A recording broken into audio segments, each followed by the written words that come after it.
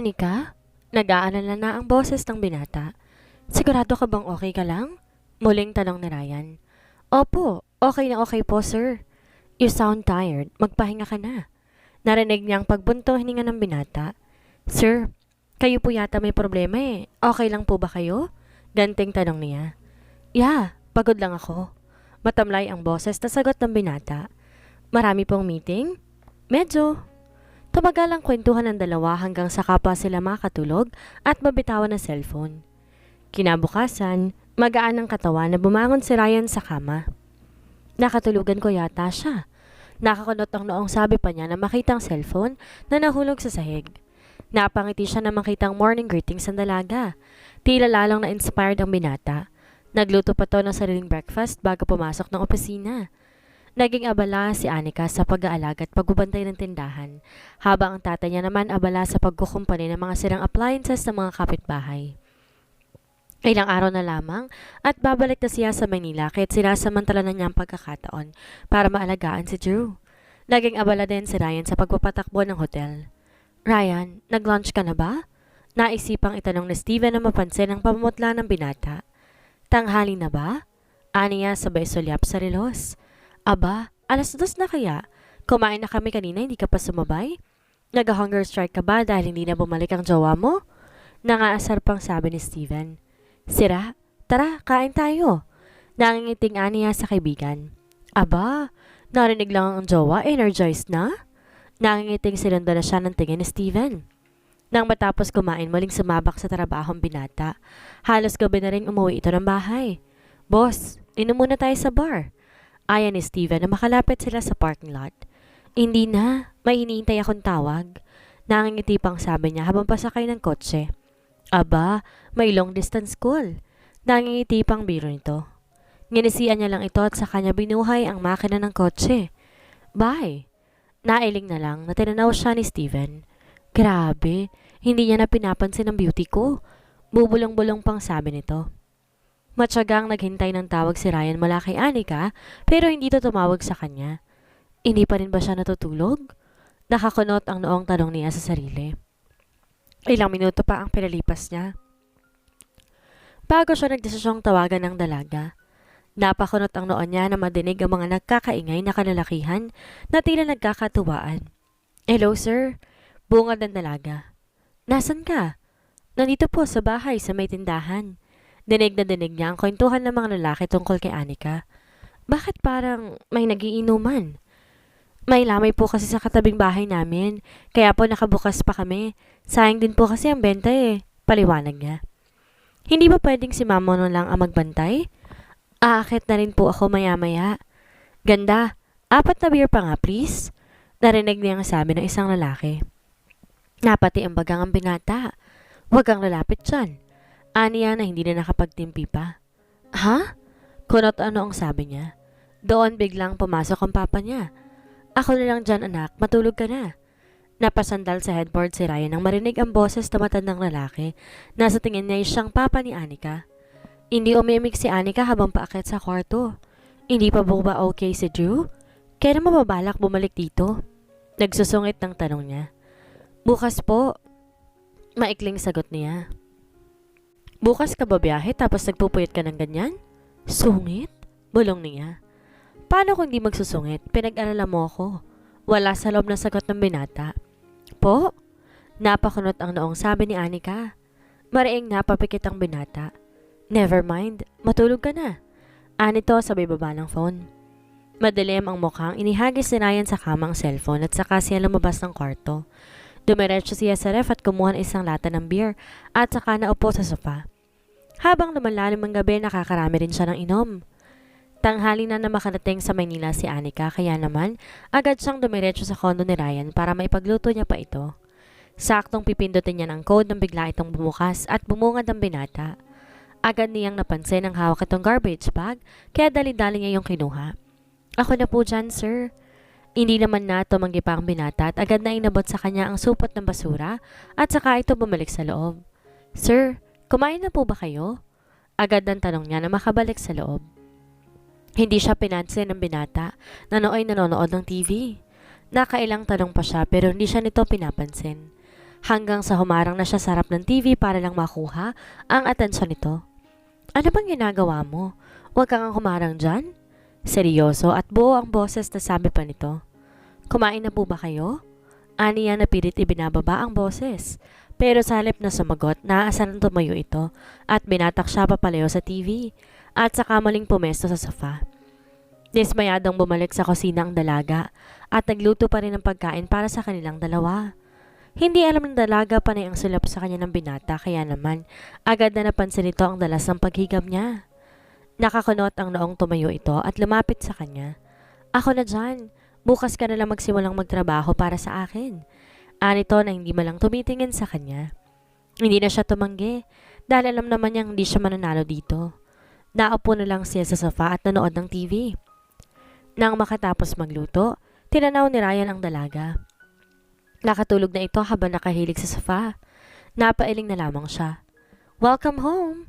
Bulong niya rito. Naupo siya sa tabi ng dalaga at dahan-dahan niya itong kinabig, pahilig sa balikat niya. At saka siya muling nanood ng TV. Pasado alauna na magising ang dalaga. Agad itong napalayo na mapansin na nakahilig na siya sa binata. Buti naman nagising ka na. Kanina pa ako nagugutom. Walang emosyong tumayong ang binata at pumesto na sa mesa. Hindi ka ba kakain? Anito habang nakatanaw sa kanya. Nahihiyang tumayo ang dalaga. Sorry po sir, nakatulog ako. Aniya na hindi makatingin sa binata. Kumain ka na. Nang makatapos silang kumain, nagpaalam ang dalaga para kunin ang natitira pa niyang gamit sa apartment. I will go with you. Walang emosyong sabi pa nito. Nanlaki ang mga mata niya sa isinagot ng binata. Kaya ko na po yun sir. Agad pang sabi ko. Pero hindi siya pinansay ng binata. Tumayo ito at kinungsusi ng kotse. Let's go, sabi nito. Tahimik lang na bumuntot siya rito. Sa apartment, halos magkanda haba ang leeg ng mga boarders habang sinasakay ni Ryan sa kotse ang gamit ng dalaga. Grabe, ang swerte naman ni Anika sa boyfriend niya. Narinig niyang sabi ng ilan. Bahagyang napangiti ang dalaga. Matapos magpaalam sa mga kaibigan, inaya na siya ng binata. Sir, alagaan niyo po si Anika ha? Pahabol na bili ng roommate niyang si Annette. Sure! Anitong umiti pa at kumaway sa lahat. Papaanda rin na sana nito ang kotse na mapansin nito na hindi pa nakaayos ang seatbelt ng dalaga kaya't dumukwang ito at ikinabit ang seatbelt ng dalaga. Bahagyang dumikit ang pisngi nito. Si pisngi ni Anika na tila naghatid ng matinang boltahe ng kuryente na gumapang sa katawan ng dalaga na nagpabilis ng tibok ng puso nito. Sinulyapan niya si Ryan na seryoso lamang ang mukha na tila hindi apektado sa pagdidikit ng mga pisngi nila.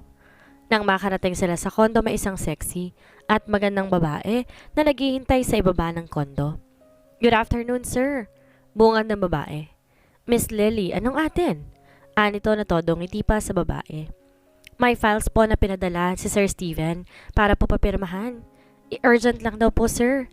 Agad inasikaso pa ni Ryan ang bisita habang si Anika na may nagpatuloy sa pag-akit ng mga gamit niya. Grabe naman si sir. Nakakita lang ng chicks, hindi na ako tinulungan. Bubulong-bulong pang sabi niya. Ilang saglit pa at natanaw na niyang bumababa si Ryan, kasabay ng babae. Sige po sir, thank you. Paalam pa ng babae habang pasakay sa kotse. Blanco ang ekspresyon na napatingin siya sa babae. Tapos ka na bang maghakot? Tanong ni Ryan ano ipapalapit na sa kanya. Opo sir. Aniya habang pilit kinakayang buhatin ang lahat ng natitirang gamit. Ine-expect niya noon na mapapansin ng binatang paghihirap niya at kusa nitong kukuhanin ng bitbit niya. Pero hindi umayon ng lahat sa inaasahan niya dahil agad tumalikod ito at iniwan siya. Nang makalayo ang binata ay padabog na binagsak niya sa lapag lahat ng hawak na gamit. Heist, hindi man lang niya kinuhang dala ko. Baka sa matinding pagod sa mukha, napasalampak na lang sa lapag ang dalaga.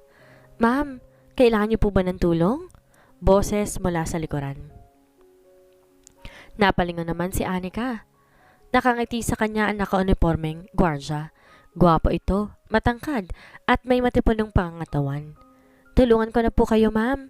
Anito at saka iniabot ang kamay sa kanya para alalayan siya sa pagtayo. Naku, salamat po kuya. Aniya habang tumatayo. Kinuha nito ang malalaking bag at maleta. Kaya tayong ang malit na box na lang ang abubot na dala niya. Papasok na nga sana si Ryan sa unit niya nang bigla itong natigilan. Bakit ko ba siya pinagsiselos? Hindi naman kami. Anito, napabugay ito ng hangin bago tumuling naglakad pabalik. Pero bigla rin itong natigilan nang matanaw si Anika na kasama ang gwardya. Bigla na lang din dumilim ang mukha nito. Naglakad ito papalapit sa dalawa, tsaka nito inabot ang mga bag na noon ay dala ng gwardya. Pagkatapos, walang kibong, pumasok na ito sa loob. Napakamot na lang sa ulong gwardya sabay na napangiti. Sige kuya, salamat ha. Sige po ma'am. Pabagsak na nilapag ni Ryan ang mga gamit ni Anika sa sala at saka siya dumiretso sa kwarto. What is happening to me? Bakit ba ako nagkakaganito? Aniya matapos magpatibuwal sa kama. Habang nagmumuni-muni siya. Tahimik lang habang naghihintay sa labas si Anika. San kaya ang kwarto ko? Mahinang sabi ng dalaga habang nakatanaw sa saradong pintuan ng binata. Nag-aalangan siyang katukin ito, kaya't sinubukan niya na lang itong i-text. Sir, saan po bang kwarto ko? Nakapikit na isang mata niya habang isinisan ng mensahe. Hindi niya yun idinidilat habang naghihintay siya ng sagot. Hanggang sa nawaglit ng mata niya at napadilat. Nakatulog kaya siya? Maya-maya pa, bigla na siyang nakasave ng tawag mula sa Dax Chicken, kaya dali-dali siyang umalis. Hindi pa naman siya opisyal na nagsisimula kay Ryan, kaya't sinamantala pa niya ang pagkakataon. Sayang din kasi ang kikitain niya. Nangingiti pa si Ryan habang pinagmamasa ng message ng dalaga. Aliw na aliw siya sa ideya na naghihintay ito sa kanya sa labas. Ilang minuto pang pinalipas niya, bago siya lumabas ng kwarto kaya't nagulat pa siya nang wala na ito. Sana naman ba napunta ang isang yun? Kunot ang noo. Binalikan niya ang cellphone niya sa kwarto. Akmang iti-text niya ito pero bigla nagbagong isip niya. Kaya inihagis niya na lamang ulit sa kamang cellphone niya at saka siya muling lumabas sa sala. Napadako pa ang paningin niya sa gawing kusina at noon lang niya napansin ang pagkain nakahain sa mesa. Napangiti ang binata. Ganitong ganito yung inihahain na merienda. Sa akin ni mama noon. Sabi niya habang pinagmamasa ng mga kakainin na nakalatag sa mesa. Excited siyang naupo at isa-isa niyang tinikpan ang mga kakainin na matagal niyang kinasabikan. Malalim na ang gabi pero hindi ba rin bumabalik si Anika, kaya ganoon pa rin naman ang pag-aalala ni Ryan. Nakailang text na siya sa dalaga pero hindi pa rin to nagre-reply sa kanya. Sinubukan niya itong tawagan pero hindi rin to sumasagot sa mga tawag niya. Hindi mapakali si Ryan ng mga sandaling iyon. Panay ang dungaw niya sa bintana. Hindi na rin mabilang kung ilang beses siyang napainom ng tubig sa sobrang pag-aalala. Gustuhin man niyang hanapin ang dalaga. Pero wala siyang ideya kung nasaan ba ito. Halos mapapikit na siya sa sobrang antok nang bigla siyang mapaigtad sa tunog ng cellphone niya. Hello Anika, nasan ka? Agad na bungad niya pero bigla siyang natigilan noong boses ng isang lalaki ang sumagot. Matapos makipag-usap, natatarantang hinablot niya ang susi ng kotse at saka siya nagtatakbo papalabas. Humahangos na bumungad sa information desk ng ospital si Ryan. Miss, saan ang... Ryan anak? Naputol ang pagsasalita niya nang tawagan siya ng papa niya na nooy nag-aabang lang pala sa kanya. Tinawagan niya kasi agad ito matapos niya makausap ang polis. Kamusta si Anika pa? Nasa operating room siya, but she's okay. Kakailanganin lang i-cast ang kanang braso niya dahil naglis siyang buto. Other than that, wala naman kaming nakitang ibang problema. Nagbuga ng hangin si Ryan. Thank God! Usal niya. Bumaling siya sa ama niya at niyakap ito. Thanks pa. Matapos ang operasyon, inilipat si Anika sa isang mamahaling silid. Saglit lang siyang sinilip ni Ryan pagkatapos umalis na rin ito para kumuha ng gamit. Na magising si Anika, mag-isa lamang siya sa silid. Bahagya siyang napangawi ng maramdaman ang sakit ng mga sugat niya. Nangilid ang luha niya na makitang nakakasli ang braso. Gastos na naman to. Aniya sabay linga sa paligid. Pamilyar sa kanya ang silid na iyon, kaya alam niyang hindi biro ang gagasasan niya kapag nagtagal pa siya roon. Nasa akto siyang binabaklas ang surgical tape sa kamay niya nang maabutan siya ni Ryan. Tatakas ka na naman? Mariin at buo ang boses na sabi niya. Namilog ang mga mata niya. Sir, ano pong ginagawa niyo rito? Madilim ang mukhang lumapit to sa kanya at sa kanya binalik sa dati ang pagkakadikit ng tape sa kamay niya. Pasaway ka talaga. Sir, wala po ako ibang babae dito. Hayaan niyo na po ako umuwi. Hindi maipintang mukhang sabi niya. Inawakan siya sa magkabilang balikat ni Ryan, saka siya pinaupo sa gilid ng kama. Ano na naman ba ang nangyari? Tanong ng binata na nooy naupo sa silya paharap sa kanya. Nagyuko siya ng ulo dahil hindi niya ito magawang tingnan. Hindi ka ba marunong matakot? Nakakailang disgrasya ng inabot mo pero hanggang ngayon, hindi ka pa rin nadadala. Tingnan mo nga yung itsura mo. Ani Ryan na nooy pinasadahan ng tingin ng mga pasa at galos niya. Hindi siya umimik. Hindi naman kita kaano-ano, pero lagi mo akong pinag-aalala. Biglang nasabi ni Ryan. Napatingin siya kay Ryan pero agad tong umiwas ang tingin. Paano ka makababayad ng utang mo sa akin sa sitwasyon mong yan? Anito. Sorry po sir, bibilisan ko po ang pagaling para makapagtrabaho na ako sa inyo. Napailing si Ryan. Hindi yan ang gusto ko marinig sa'yo. Seryosong mukhang sabi nito. Nagtatanong ang mga matang sumulyap siya kay Ryan. Mag-resign ka sa part-time job mo at tigilan mo na rin ang pagkuha ng booking sa online app. Pero sir, wala ka sa posisyon para umapila. Kailangan mo lang mamili. Bayaran mong utang mo sa akin o magtatrabaho ka ng full-time sa akin. Napaawang ang mga labi ng dalaga. Hindi niya akalaing pupwersahin siya ni Ryan ng ganon. Hindi naman kasi ganon karami ang linisin sa bahay nito. Lalong di naman ganon karami ang trabaho. Kaya nanghihinayang siya sa oras na po pwede na pa siya nasanang gamitin sa part-time job. Kinabukasan nga'y pinayagan ng umuwi sa bahay si Anika. Si Ryan na naman ang sumagot ng bill niya sa ospital kaya hiyang-hiya na siya rito. Ikaw na muna sa kwarto ko. Dito na lang muna ako sa sofa. May mga nakatambak pa kasi sa isang kwarto, hindi ko pa napapalinis. Ani Ryan na makarating sila sa kondo. Naku, hindi na po sir. Okay na po ako sa sofa. Agad na sabi niya kasabay ng pagbawi niya sa maleta niya na nooy dadalhin sana ni Ryan sa kwarto. Naiwan lang niya kasi ito noon sa sala. Ayoko na may nakakalat sa bahay ko. Kaya kahit yung mga gamit mo, ipasok mo sa kwarto. May mga drawer naman ako na bakante. Anito. Hindi na siya nakatanggi nang bitbitin ni Ryan papasok sa kwarto ang mga gamit niya. Tahimik na sumunod siya sa binata. Feel at home. Mahinang sabi nito bago siya iniwan. Bahagya siyang napangiti. Home? Talaga? Ano yun? Nagpapakit ba siya? Bulong niya. Matapos may ayos sa mga gamit sa drawer, lumabas na rin ang dalaga. Naabutan niya si Ryan abala sa pagluluto sa kusina. Sir, may maitutulong po ba ako? Talong niya na makalapit siya rito. Magpahinga ka na lang muna. Ako na ang bahala dito. Hindi luminingong sabi nito. Nang matapos magluto, dinalan siya nito ng pagkain sa sala. Nako sir, doon lang po sa kusina. Nahihiyang sabi niya. Hindi, okay lang. Dito ka na lang kumain. Ani Ryan habang inilalapag ang dala. Ako na po sir, sabi niya pa, naakmang lalagyan ng kanin ni Ryan ang plato niya. Tumingin sa kanya si Ryan sabay abot ng kutsara dahil kaliwang kamay lang ang nagagamit niya. Hirap na hirap siyang kumuha ng ulo dahil umuusong lang ito sa tuwing kukutsarahin niya. Napangiti si Ryan. Kinuha nitong kutsara sa kamay niya at saka siya nito sinubuan. Ramdam niya noon ang pag-iinit ng pisngi sa sobrang hiya. Kahit hindi niya nakikita, alam niyang pulang-pula lang mukha niya noon. Magkakamay na lang po ako. Ani niya saka siya tumayo at naglakad papunta sa lababo. Napangiti na lang si Ryan na nooy nakatanaw sa kanya habang naguhugas siya ng kamay. Kinaumagahan, marahang pumasok sa kwarto si Anika para mag-CR.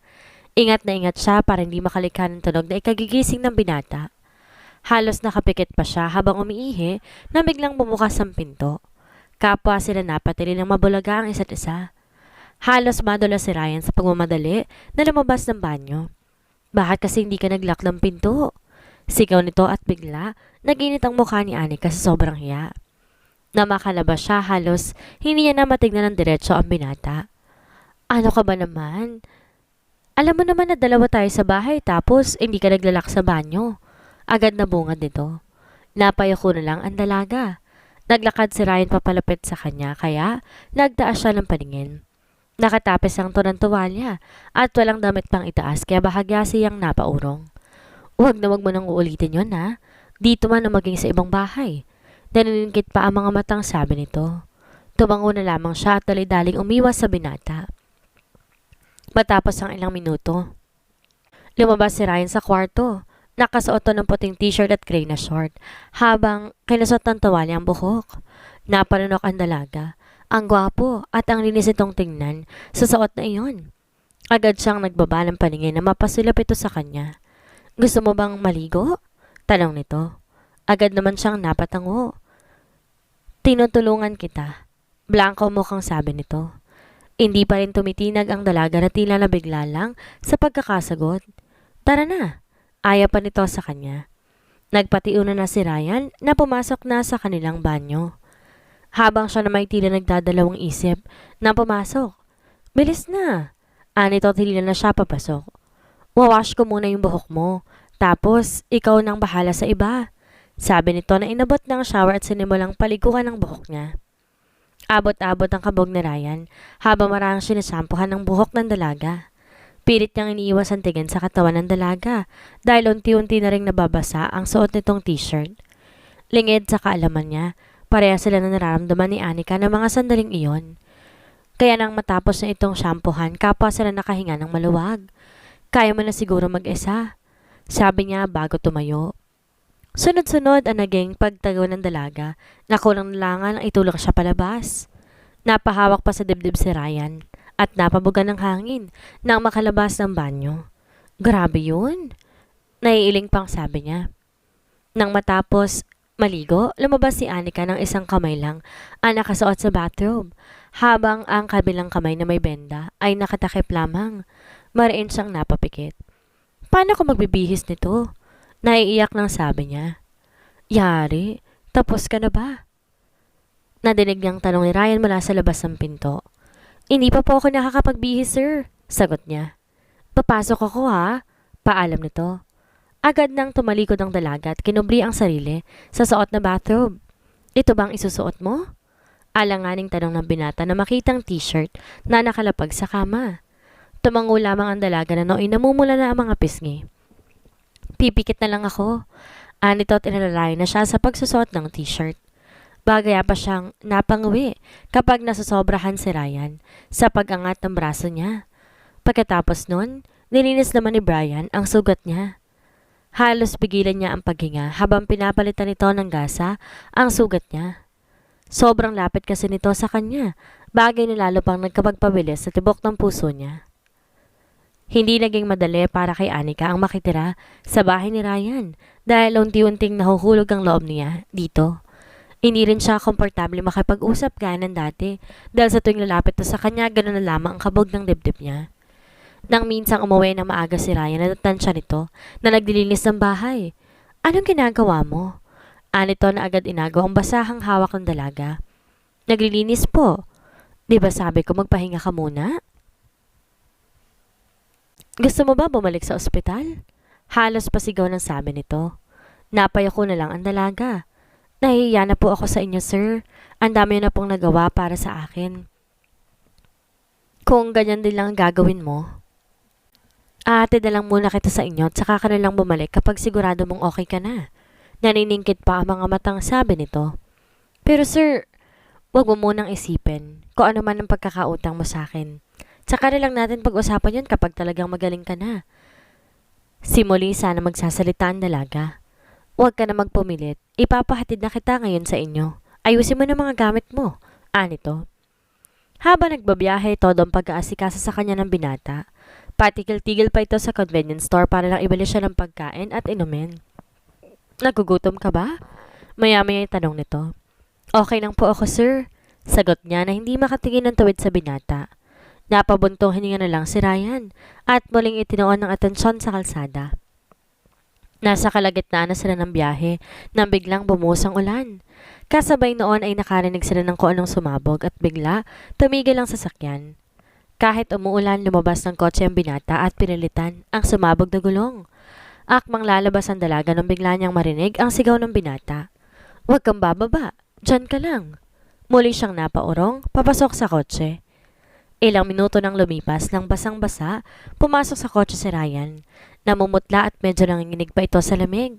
Kaya agad siyang dumukot ang tuwala sa maleta niya at inabot niya sa binata. Kumuha rin siya ng loose shirt at iniabot niya rito. Wala namang sabi-sabi, nagkubad to ng t-shirt sa harapan niya. Nagulat ang dalaga. Napatakip ng mga kamay sa mukha. Bahagyang napangiti si Ryan.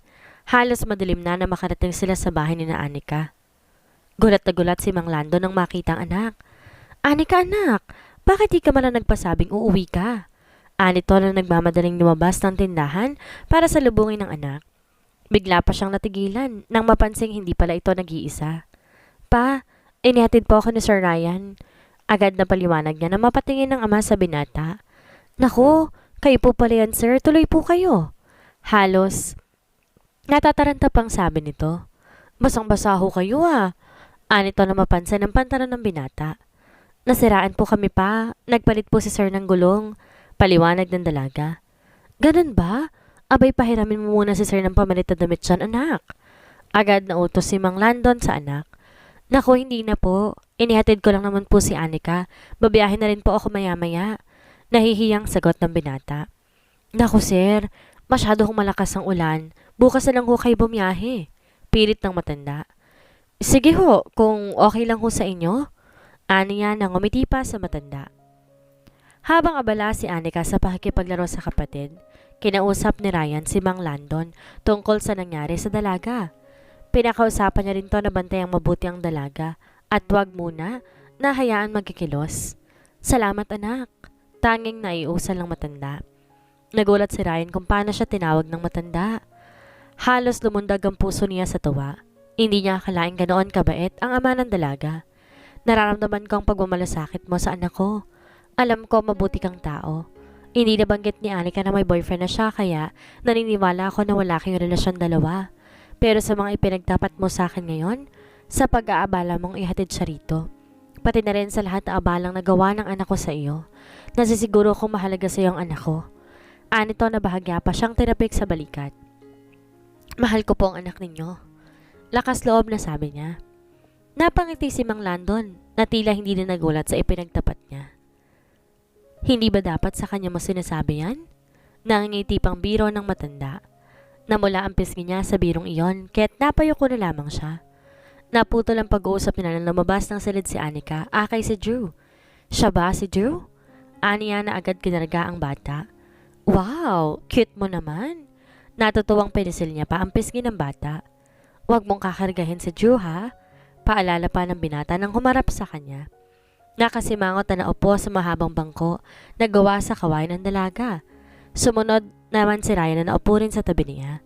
Itinayo nito si Drew, paharap sa dalaga. Drew, ikaw nga ang kumausap sa ate mong makulit. Kunway utos niya sa bata. Napangiti si Anika. Gamit ang kaliwang kamay niyakap niya si Drew. Miss you, bebe? Sabi niya sa bata. Bigla natigilan ng dalaga na mapansing halos ilang dangkal lamang layo ng mukha niya sa mukha ni Ryan. I miss you too. Sagot nito na agad din namang dinugtungan. Sabi ni Drew. Nakangiting sabi nito. Bumilis ang tibok ng puso ng dalaga kaya tulak na pabalik sa binata si Drew at saka siya nagmadaling pumasok ng kwarto. Napangiti na lang si Ryan habang tinatanaw siya. Bakit kaya ang weird ng ate mo ngayon? Nakalabi pang tanong niya kay Andrew. Tila nakakaintindi namang bumisngis ang bata at nakipagtawanan sa kanya. Sobrang cute ng batang si Drew na sa tansya niya ay wala pang 1 taong gulang.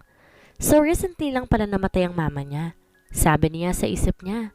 Muli, tumawa si Drew kaya maling nakipagkulitan si Ryan sa kanya. Buti na lang di ka nagmana sa ate mong masungit, no? Sabi niya pa. Tuwang-tuwa ang bata habang kinakausap niya. Bagay na napansin naman ni Tatay Landon. Ngingiti-ngiti lang ito habang nakatanaw sa kanilang dalawa ni Drew.